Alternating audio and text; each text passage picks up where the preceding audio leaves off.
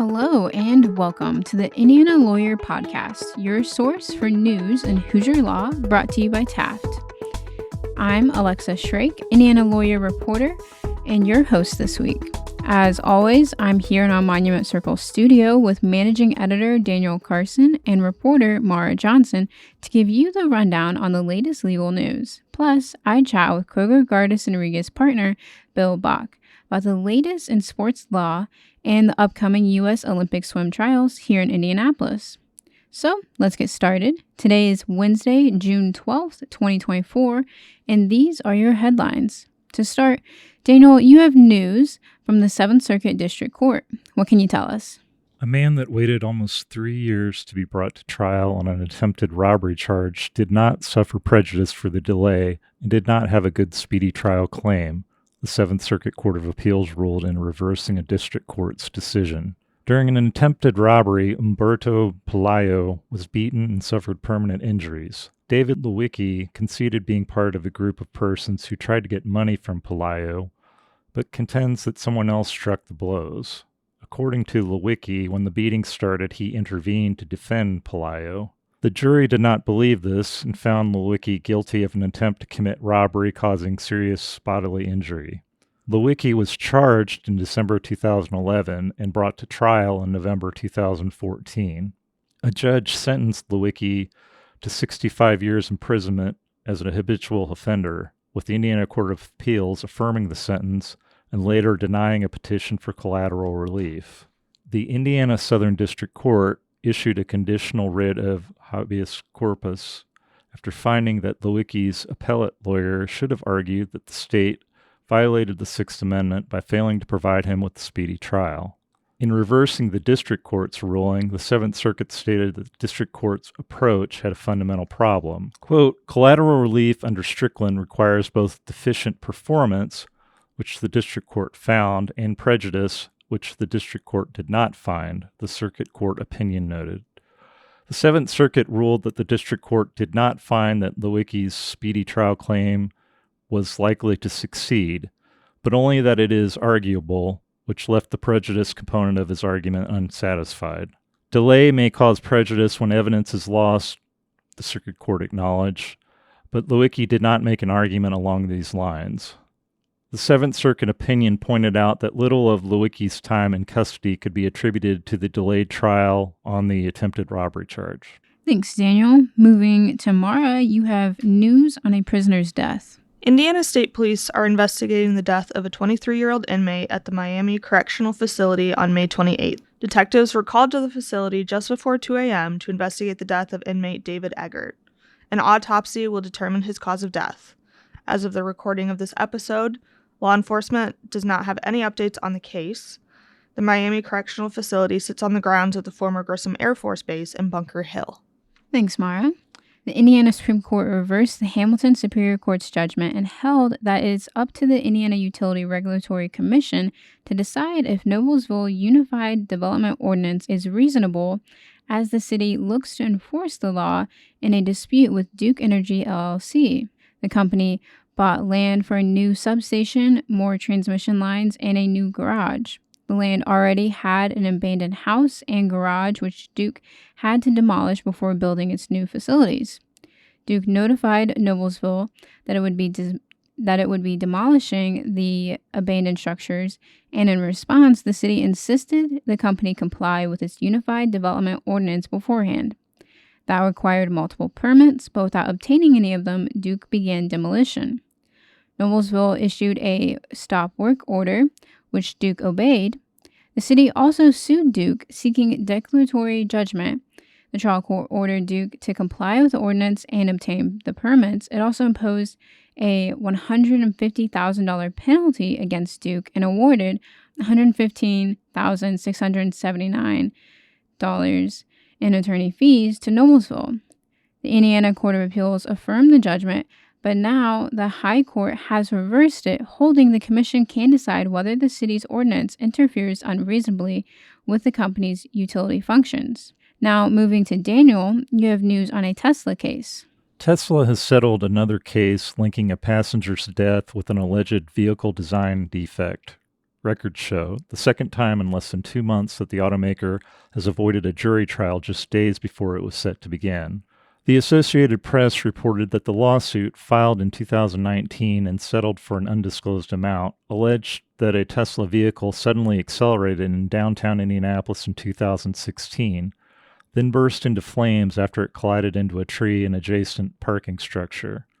In the lawsuit, the plaintiffs argued that the 2015 Model S involved in the collision was defective because of the, quote, propensity of the vehicle to catch fire and the defective design of the door latch system. The suit claims that a combination of alleged defects prevented the passenger, Kevin McCarthy, from exiting the vehicle before succumbing to severe thermal injuries. The driver, who was intoxicated, according to court documents, also died as a result of the crash.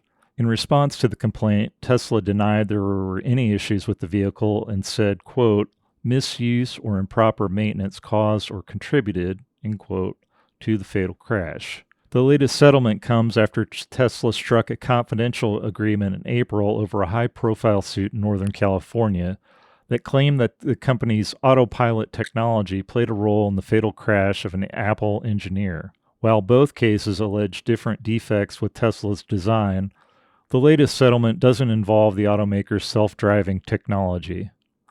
The back-to-back accord suggests the automaker is open to settling such cases, despite CEO Elon Musk's 2022 vow on Twitter to never settle, quote, an unjust case against us, even if we will probably lose, end quote. A lawyer for the McCarthy family declined to comment. Representatives for Tesla did not respond to an email requesting comment on the settlement. Staying in Indianapolis, Maura, you have news and a former teacher. The Marion County Prosecutor's Office charged a former teacher with Indianapolis Public Schools for allegedly filming a fight between students on his cell phone. Chalkby, Indiana reported that Julius Jonikin, who taught at George Washington Carver Montessori School 87, was charged with neglect of a dependent after he reportedly encouraged one student to attack another while he recorded it. A lawsuit filed in April claims Jonikin created a, quote, fight club style of discipline, reportedly encouraging students to repeatedly abuse a 7-year-old student. According to investigation by the Indianapolis Metropolitan Police Department, the victim described at least 3 incidents where Jonikin allowed other students to hit him. The videoed incident, which the victim's mother believes happened in September of last year, shows a student on top of the victim striking him as he cries. Officials with Indianapolis Public Schools told police the victim had an extensive history of behavior issues, which included hitting other kids, according to the affidavit. IPS said Jonikin tried to speak with the victim's parents several times, but they reportedly refused to find a solution and essentially told Jonikin to deal with it himself. The victim's mother, however, said she's a hands-on mom and had multiple conversations with Jonikin. The district claimed Jonikin recorded the video so the victim's parents could see what their child was doing to others. The child seen attacking the victim repeatedly said, quote, don't mess with me, according to court documents. School officials later said Jonikin shouldn't have recorded the incident. In response to this and other concerns, IPS announced several changes to the district, including the creation of a mental health and school culture task force and a task force on student safety. District officials are also looking for a new principal and assistant principal for the school. And Daniel, you have news on an Indianapolis company? An Indianapolis-based company that bred beagles for medical research agreed to pay a record $35 million as part of a criminal plea admitting it collected thousands of dogs at its breeding facility in rural Virginia. Prosecutors said the penalties amount to the largest ever levied in an animal welfare case. The plea deal also bars the company that operated the facility, Envigo RMS, as well as West Lafayette-based parent company Innotive, from breeding or selling dogs in the future. The federal investigation of Envigo drew national attention in May 2022 when federal authorities conducted a search of the breeding facility in Cumberland County, Virginia, and found nearly 450 animals in acute distress. The company later agreed to relinquish all 4,000 beagles at the facility, which were sent around the country for adoption. U.S. Attorney for the Western District of Virginia, Christopher Kavanaugh, whose office prosecuted the case, said after a plea hearing at federal court in Charlottesville that Envigo and Innotive prioritized profits and convenience over following the law. He said the company generated $16 million in revenue between 2019 and May 2022 when the search occurred, through the sale of 15,000 beagles over that time. But he said the company refused to make the investments necessary to provide for the animals' basic care.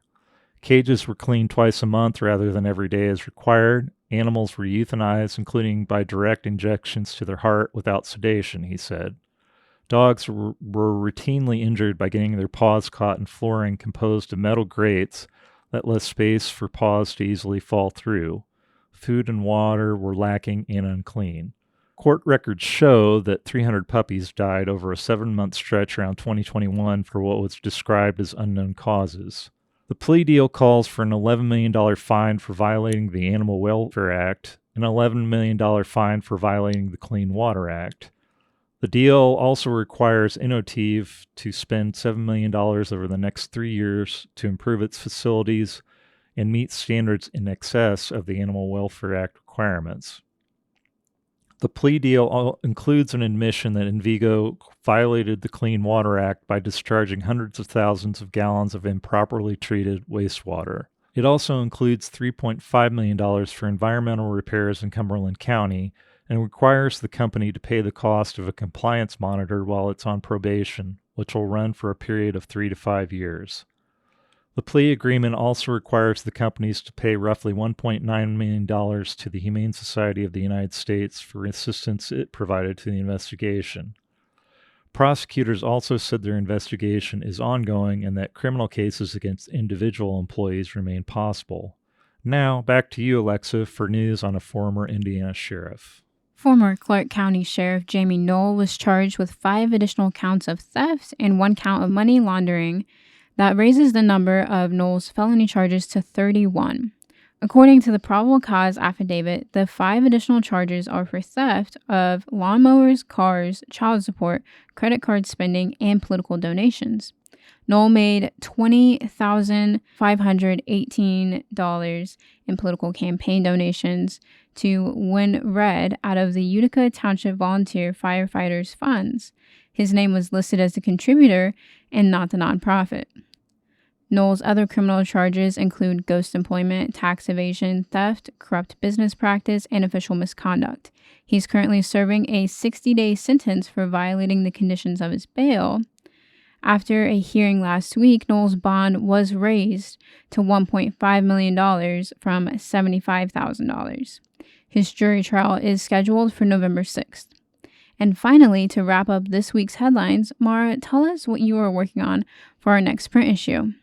A new law amending the Indiana Code on Higher Education has created concern and confusion among faculty at universities across the state, leading some to believe they'll be required to teach controversial material to students or risk losing tenure. Senate Bill 202, signed into law by Governor Holcomb in March, calls for the implementation of diversity programming at state-funded universities. But a lawsuit from the ACLU and professors at Purdue-Fort Wayne are trying to stop its enforcement, questioning what exactly the law expects of professors and whether those expectations are reasonable. I'll have more on the law and how it may reflect other legislation across the country in our next print edition. Okay, that'll do for this week's headlines. As always, if you want more legal news, check us out at theindianalawyer.com. Stick around after our sponsor break to hear my interview with Bill Bock.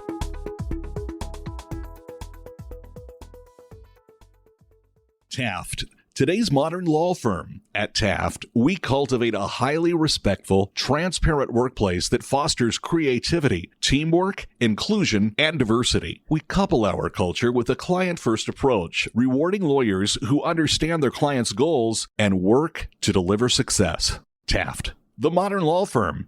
To learn more, visit taftlaw.com. I have with me today William Bock, partner with Kroger Gardis and Regas, LLP. William's focus is on sports law and sports drug testing. With the U.S. Olympic swim trials starting this week here in Indianapolis, there is much to talk about in sports law. So to start, Bill, walk us through some of the things that you're keeping an eye on in the area of sports law at the moment. I think based on my background, Alexa, it's been first anti-doping.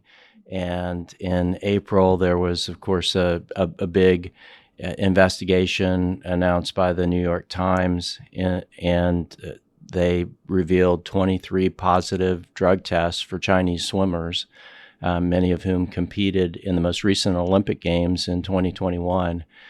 And that has created a lot of interest and a lot of concern, frankly, in Olympic sport in the United States. And with the swim trials coming here to Indianapolis in the coming weeks, that'll bring that focus as well. I'm sure people will be talking about that with the swimmers. So that's one of the things I've been keeping my eye on. Actually, I'm on the anti-doping advisory body for World Aquatics, and I authored an 80-page report to them that was highly critical of the World Anti-Doping Agency and its handling of those positive tests. And can talk about that if you want, but that's something that has taken up a lot of my time over the last 4 or 5 weeks.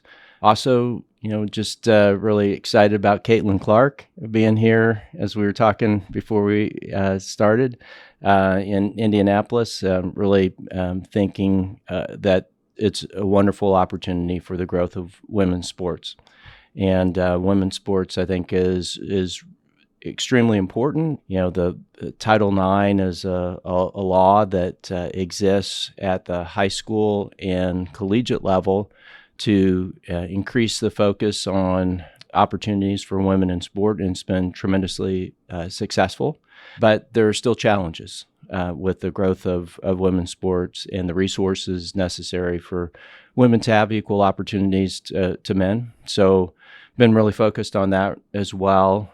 We filed a lawsuit against the National Collegiate Athletic Association in March based on Title IX in the Northern District of Georgia on behalf of 16 female athletes who alleged that the NCAA is discriminating against women by having policies that allow men to compete in the women's category. So that has also been something I've been focused on because of the importance of women's sports and women not being discriminated against. So there's obviously as well looking forward to the upcoming Olympic Games in Paris.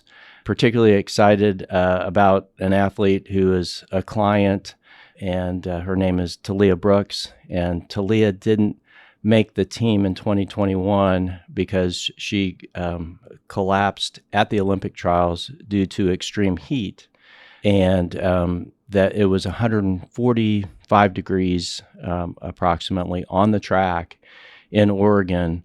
And she was competing in the heptathlon, a multi-event competition. And despite the fact that track and field had been asked to move the competition, she collapsed during the absolute heat of the day, right after noon.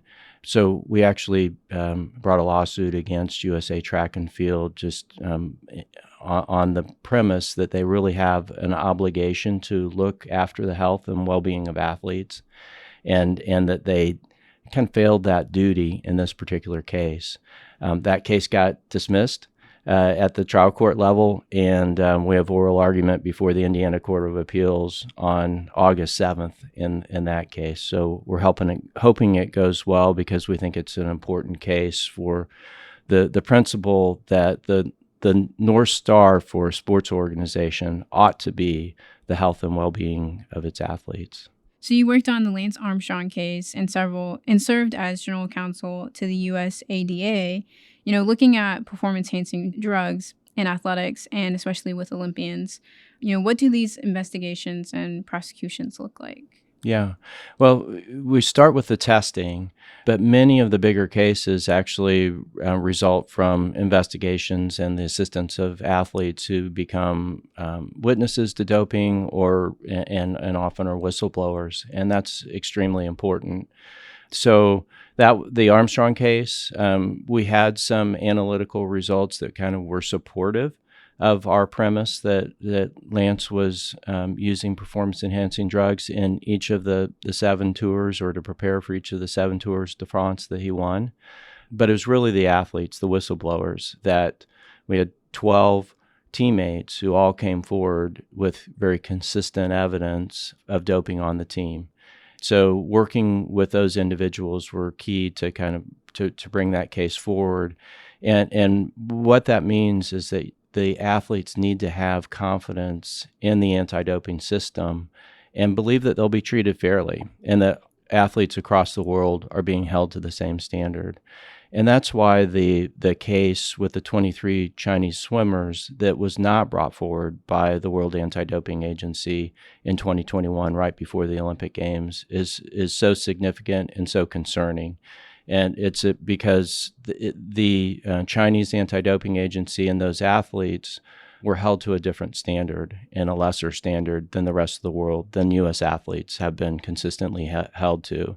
Now, the explanation given is that there was food contamination that resulted in 28 positive tests involving 23 athletes.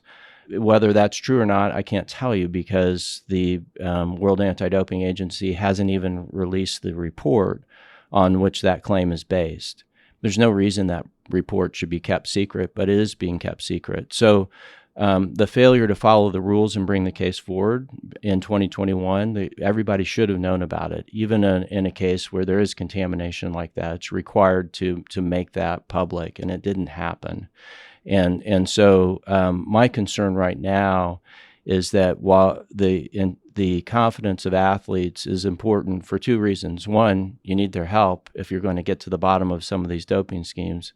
But number two, if they don't believe the system is fair, there's less of a deterrent effect of the anti-doping system. And so that athlete confidence is being lost right now.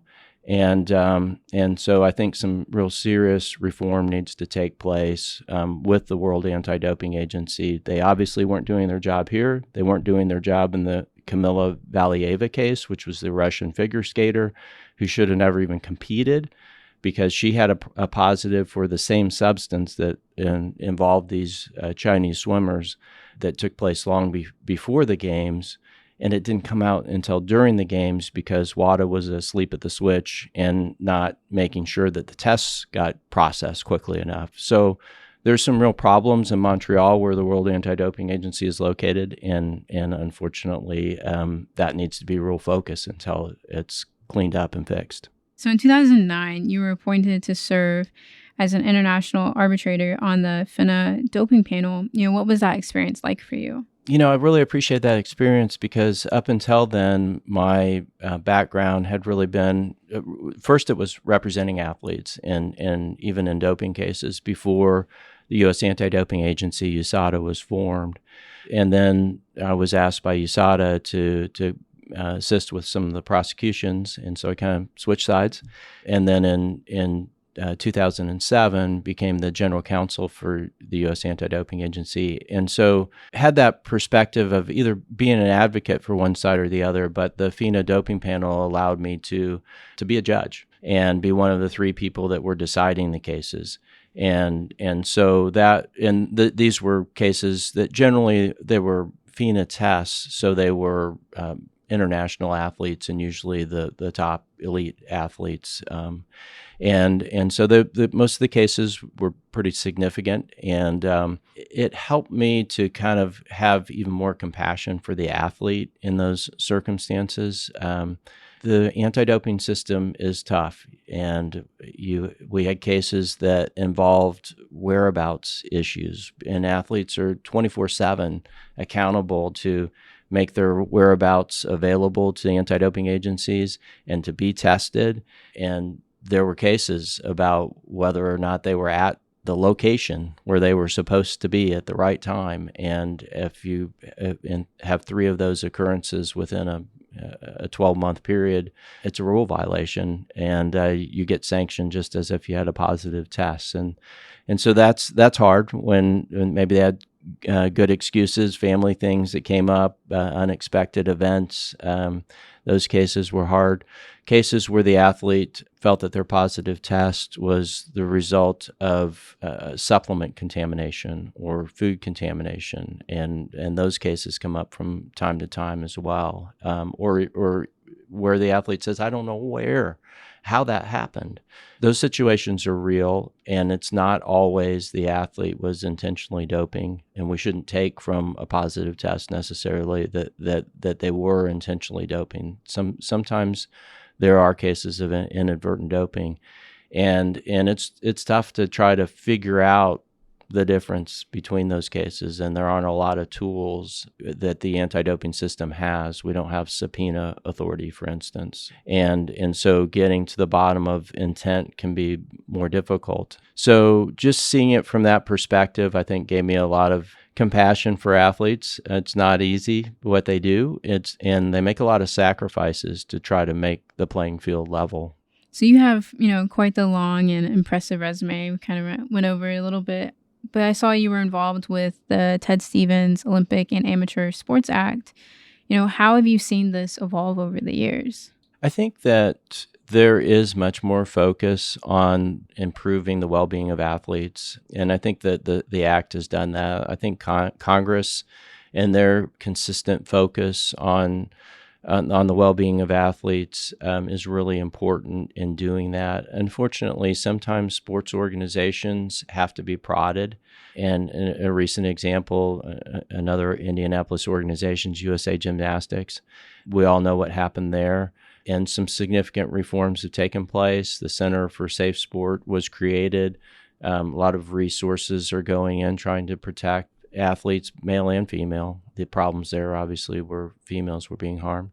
And so that's all good. But, what can't happen is that you have focus and then you lose sight of that focus. And certainly USA Gymnastics really, in a bad way, lost sight of where they needed to keep their perspective and their focus, and that is the well-being of athletes. And so, I think that sport executives, when they get up, they ought to really be thinking about what can I do today to protect the health and well-being of athletes. And if they do that and that's their focus, I think everything else will kind of come into play and sort out right. And when it doesn't happen, it creates, big issues. But I think that act has been important to try to benefit our nation's athletes. So I saw your blog post on the pressure, creating a legacy can have on athletes. And so I have some fun facts that I just wanted to include. Oh, sure. So for the swim trials, it seems like all eyes are on Katie Ledecky, since, she has the chance at, paving a history, breaking, some legacy. So if she wins 800 free at trials, she will have won the most female titles in a single event in trials history. If she qualifies for Paris, she will become the 5th American female swimmer to ever qualify for 4 Olympic Games. If she qualifies for the 400 free and eventually stands on the podium in Paris, she would become the first woman to ever win 3 Olympic medals in the 400 free. And if she wins 3 medals in Paris, she would become the second most decorated American swimmer in Olympic history, just behind Michael Phelps. So it's a lot of pressure, obviously. And go, Katie, go. Yeah. So what do you recommend, for athletes, your clients, having seen the other side in cases where they give into this pressure? Yeah. Just because you brought up Katie, I want to answer your question, but I first want to say, she really has an amazing voice as a female athlete, and she speaks out on issues that she believes in. She's talked about in the media and been open recently. I think did an interview with CBS Sports on the China doping situation, and I really commend her for that, using the platform that she's been given to try to improve the sport for women and other athletes. And I think that's important. I think sometimes people say, keeping the main thing the main thing. And so as we're thinking about the Paris Olympic Games, there is a favorite movie of mine. It's a little old, but it's about 2 athletes that competed in the 1924 Paris Olympic Games, Eric Liddell and Harold Abrahams. And so I commend the movie Chariots of Fire to people that are getting ready for Paris. And in that movie, there's a scene where Eric Little is talking to his sister about why he runs. And she was disappointed because she was actually a missionary and on the mission field, and she wanted her brother to return to the mission field in China. And she said, was having a conversation with him about that, but he was wanting to train for the Olympics that were coming up. And he looked at his sister and he said, I love to run, and when I run, I feel God's pleasure. And I think that sums it up for me. You need to know why you compete and keep that in mind. And if you think about the values that brought you into the game, that cause you to compete, to want to do well and be the best, but do it with fair play, that will keep you on the straight and narrow in terms of not being led into temptation of any kind that would kind of cause you to give up your values. So you got to just kind of step back and every day refocus on what are the values that and reasons that I got into this in the first place. And so I think that that line from Eric Little, when I run, I feel his pleasure, just sums it up in terms of knowing why you're doing what you're doing. So are you planning on going to the trials? I am looking forward to it. Yeah. It's exciting. Is there a certain swimmer you're excited about? I'm excited. One of the reasons I'm going is just have some family friends, and their son qualified for the trials. So he may not even be in the top 5 or 10 or whatever, but he's got a shot. And so it's just a really exciting thing for the family to come and just watch their son in this case do his best and compete on a big stage, and there's so many stories like that. The stands will be filled with people that have that connection with an athlete, and they don't have to be on the podium. They don't have to go to Paris for this all to be meaningful. And so yeah. And as we were talking about before, it's those stories that make sport such a great thing, and seeing how dedication to a goal has changed somebody's life. And so I hope that, as I sit in the stands, and watch our friend's son, that he has his best day, and I hope that that's the case for every swimmer, and look forward to kind of learning about some more of those stories. Mm-hmm. Yeah, well, it's very exciting, and being at Lucas Oil and having the huge Olympic pool there, it's all very exciting. One of the lawyers that's connected to our law firm is Eric Neuberger, and Eric is the general manager of the stadium. He's of counsel at Kroger Garrison Regis, and so I've gotten to talk with Eric recently about the process of building those 3 huge pools, mm-hmm. and they're just putting a lot of time and effort into it. And so just so excited that USA Swimming chose Indianapolis, and the community has come together with the Indiana Sports Corporation, as they do every time, to bring a major event here. We're really fortunate to be in Indianapolis and have these really cool events coming into town. And so big shout out to Eric Neuberger, who has been, burning the midnight oil so that can happen for our community as well as many other people. So, oh yeah, well, I'm sure a lot goes into putting on an event like that. So, absolutely. Alrighty, well, that'll do for this week's interview. Bill, thank you again for joining me today. And to our listeners, head over to theindianalawyer.com to hear our past interviews. You can also find us on your favorite podcast apps. We'll talk to you soon.